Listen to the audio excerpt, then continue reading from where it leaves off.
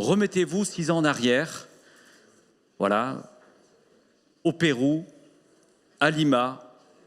Ça faisait 100 ans que Paris n'avait pas eu les JO. Paris avait eu les JO en 1900, en 1924. 100 ans après, 2 personnes qui portent la candidature des JO, Anne Hidalgo, Tony Estanguet. Anne Hidalgo est là pour célébrer cet anniversaire et surtout regarder devant nous.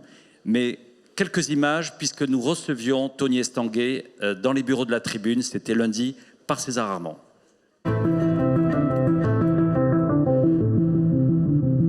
Tony Estanguet, bonjour. Bonjour. Merci d'être avec nous pour le sommet du Grand Paris 2023. Les Jeux Olympiques et Paralympiques approchent à grands pas. Est-ce que tout est prêt ? Alors surtout pas, parce qu'on est à presque un an des Jeux. Ce que je retiens de ma carrière d'athlète, c'est qu'il faut pas être prêt un an avant. Il faut être prêt le jour J. Mais ce que je peux vous dire, c'est qu'effectivement, à un petit peu plus de 300 jours de l'ouverture des Jeux, tout se présente plutôt très bien. Ça fait maintenant de nombreuses années qu'on travaille sur la préparation de ces Jeux. Et moi, je suis très satisfait de la manière avec laquelle on avance sereinement. Il y a vraiment un travail d'équipe avec la ville de Paris, avec l'État, avec la région, avec toutes les entreprises qui sont extrêmement mobilisées, avec aussi les fédérations, les athlètes. Donc tout le monde a trouvé sa place et on avance avec enthousiasme et envie. Oui, mais d'ici au 31 décembre 2023, vous le savez comme moi, les infrastructures bâtimentaires doivent être prêtes. Bon, c'est le travail de votre collègue Nicolas Ferrand à la Solideo, mais de ce que vous envoyez, est-ce que tout sera prêt dans quelques mois ? Oui, je dois vraiment saluer le travail qu'a fait la Solideo et toutes les équipes de Nicolas Ferrand. Je crois que c'est formidable vraiment d'avoir réussi à tenir les calendriers avec tout ce qui s'est passé, le Covid, cette pandémie, cette crise internationale. Les infrastructures seront bien dans les temps et ça pour nous c'était vraiment très très important parce que ça donne de la stabilité et de la sérénité pour préparer les Jeux. Et je suis obligé de vous en parler, on en a beaucoup parlé cet été, la baignade dans la Seine. Comment ça va se faire ? Quel beau défi, quel bel héritage. Imaginez-vous, ça fait 100 ans que la Seine est interdite à la baignade et maintenant, grâce à la dynamique des Jeux, grâce à l'implication de la ville de Paris, des collectivités locales et surtout de l'État qui s'est mobilisé largement, il va y avoir comme héritage le fait que la Seine sera rendue baignable. C'est déjà considérable à quel point la qualité de l'eau de la Seine s'est améliorée sur la dernière année et on sait qu'on est encore à mi-chemin avant les Jeux pour continuer à mettre en place un certain nombre de mesures pour améliorer cette qualité de l'eau de la Seine. Donc c'est un défi, mais on est très serein aujourd'hui parce qu'il y a une mobilisation très forte, encore une fois, de tous ces acteurs publics qui vont faire que non seulement on va avoir un triathlon et des épreuves de natation marathon dans la Seine qui vont être très spectaculaires, mais surtout on va laisser en héritage une Seine qui sera ouverte à la baignade après les Jeux. Chez la mairie de Paris, Emmanuel Grégoire et Pierre Rabadan, premier adjoint et adjoint au sport, ont déjà montré la voie. Est-ce que vous avez un message pour Anne Hidalgo qui est sur scène avec nous ? Alors moi je la vois souvent Anne Hidalgo parce que je peux vous dire qu'elle est très très mobilisée et très engagée. Je la salue et puis je la remercie parce que c'est vrai que depuis maintenant 7 ans on travaille ensemble, on en a passé des étapes ensemble.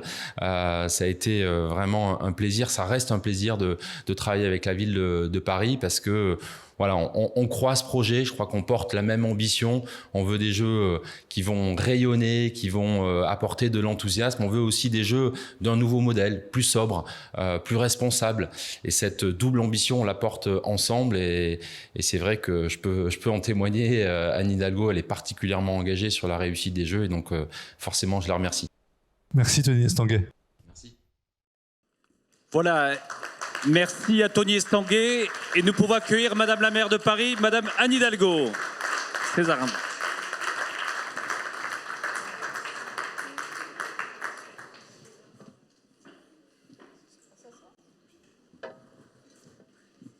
Merci Madame la maire de Paris, Madame la première vice-présidente de la métropole du Grand Paris. C'est toujours bon de le rappeler.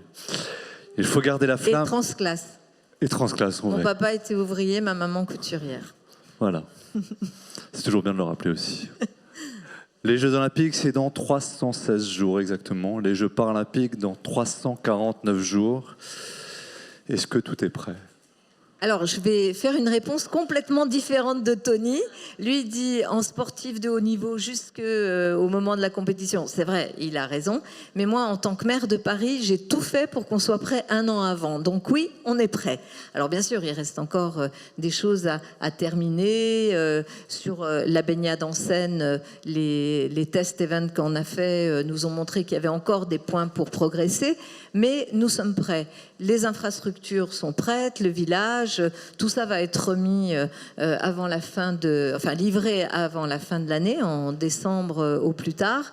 Et puis, nous sommes vraiment sur tout ce qui est infrastructure, accueil, etc. Il y a un point sur lequel on n'est pas prêt. Lequel ? Ça fait un peu écho à la table ronde précédente et à la parole des citoyens, et notamment de la Fondation Abbé Pierre. C'est la question de l'hébergement d'urgence. Voilà. Là, on n'est pas prêt. Et j'ai proposé au président de la République qu'on en fasse un enjeu d'héritage, qu'on se mette tous ensemble. Le préfet de région, d'ailleurs, est totalement partant là-dessus et je veux le remercier pour qu'on ne puisse pas s'engager dans quelque chose, je le refuserai, je le dis tout net, qui serait... On écarte les personnes qui n'ont pas de domicile, qui sont dans la rue, les grands SDF, les migrants, les réfugiés, pendant la période des Jeux, pour après reprendre notre vie normale. Non, je ne suis pas d'accord avec cela. Je pense qu'on peut y arriver, que franchement, on a devant nous un an pour y arriver, mettre en place quelque chose de pérenne, pour à la fois des grands SDF et pour aussi les personnes qui sont plutôt dans des parcours migratoires, en répartissant bien sûr avec d'autres maires et d'autres... Lesquels, par exemple, pourraient se joindre à vous dans cet effort ? Vous savez, sur ce sujet, j'en parle beaucoup avec mes collègues. Je pense à Lyon, je pense à Strasbourg, je pense à Toulouse, je pense aussi aux grandes villes de l'Ouest, Nantes ou Rennes, Bordeaux, évidemment. Nous sommes quand même un certain nombre de villes à être concernées par ces questions de parcours migratoires et de grande exclusion.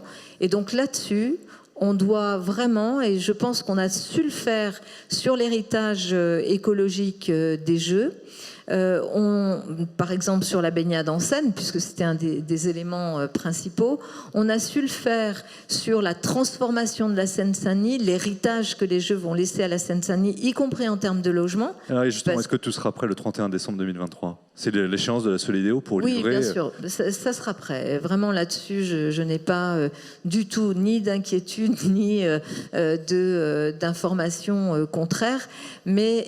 Il va falloir, donc le dernier point qui nous reste à régler, qui est vraiment important et sur lequel je pense on s'honorerait à dire qu'il y a aussi un héritage des Jeux, c'est cette question de l'hébergement pour les personnes sans domicile aujourd'hui. Et on est prêt à s'engager à cela. En tous les cas, les maires dont j'ai parlé tout à l'heure et beaucoup d'autres sont très responsables, très soucieux de trouver aussi des solutions. Donc, mettons-nous des solutions autour de la pérennes table. aussi. Pardon ? Il faudra trouver des solutions pérennes. Oui, mais vous savez, moi, ce qui m'a beaucoup frappé pendant toutes ces années, parce que là, on l'a dit, hein, ça fait 7 ans qu'on a gagné. Et 2 ans avant, nous nous étions engagés dans cette bataille. Hein, donc ça fait quasiment 10 ans qu'on pense, on rêve, on prépare, on organise, on travaille concrètement sur les Jeux. Il y a eu une méthode, vous avez parlé tout à l'heure de la Solidéo et notamment de Nicolas Ferrand, qui est une méthode assez extraordinaire. Dans un pays où on a quand même une petite tendance à ne pas être d'accord les uns avec les autres et à être dans une culture du conflit plus que du consensus, avoir pendant toutes ces années autour de la table, j'ai présidé la Solidéo, mais l'État, la région, les collectivités, le mouvement sportif, les syndicats, je veux saluer vraiment le rôle exceptionnel des organisations syndicales et aussi du mouvement patronal, du MEDEF, présent, partie prenante de la Solidéo, notamment du côté syndical avec Bernard Thibault, avec le mouvement sportif, avec vraiment toute cette énergie que nous avons mise ensemble sur un projet fédérateur, et on y arrive. J'ai d'ailleurs suggéré, pas toute seule à l'avoir fait, que cette méthode-là puisse servir de méthode pour plein de sujets. Hein. On prendrait le sujet de l'éducation dans le pays, on prendrait la transition écologique. J'ai entendu tout à l'heure ce que vous disiez. Et la planification écologique qui va bientôt être présentée. Oui, enfin, elle va être présentée par un secrétaire général à la planification écologique avec lequel personne d'entre nous n'a eu le moindre échange. En tous les cas, moi, Zéro échange avec Antoine Pellion. Ah ben, moi, j'ai eu aucun échange avec... ça ne veut pas dire qu'il ne va pas bien travailler, mais enfin, vous voyez bien que sur des enjeux comme ça, soit vous embarquez tout le monde, soit vous pensez tout seul dans votre coin, et il n'en sortira malheureusement pas grand-chose, parce que sur la transition écologique, ce qui bloque, je le dis ici, hein, c'est quand même, c'est pas la population, les citoyens, c'est pas les acteurs associatifs, les entrepreneurs des start-up ou même des PME. Tout ce monde-là a envie d'y aller, et puis on a compris qu'il fallait y aller. Non, ce qui bloque, c'est quand même la résistance de ceux qui tiennent les énergies fossiles et qui veulent que rien ne change. Donc, il faut se donner les moyens. Et l'administration, elle vous suit ou pas alors, si elle vous auditionne pas? Écoutez, on n'a pas du tout, je le dis, hein, on est dans un pays tellement ultra centralisé et dans lequel chacun pense qu'au sommet, en parlant, on va régler les problèmes, qui n'associe pas du tout les collectivités locales. Pourtant, c'était un engagement de la Première ministre à l'époque de faire ça. Absolument, mais bon, enfin, je ne vais pas polémiquer, on n'est pas là pour ça. Non, mais pour vous dire qu'il y a une autre méthode possible et que cette méthode, elle n'est pas mise en œuvre, et pourtant, ça serait tellement facile de la mettre en œuvre. On va terminer sur une note plus légère, Madame la maire, puisque votre temps est un peu compté. Tout cela est léger. Oui, tout à fait. Sauver la planète, c'est très léger. Mais il faut le faire. Vous m'avez dit hier, quand on s'est croisés à l'hôtel de ville, qu'après Emmanuel Grégoire et Pierre Rabadan, vous seriez la première à vous jeter à l'eau. Ah oui, moi je veux être la première maire de Paris en exercice, il n'y en a pas d'autre, à pouvoir plonger dans la Seine l'année prochaine. Donc bien sûr. À quand à peu près qu'on soit au rendez-vous? Ça sera avant les Jeux et un petit peu avant les Jeux, mais je donnerai bien sûr le top départ de la baignade. J'aime l'eau, donc...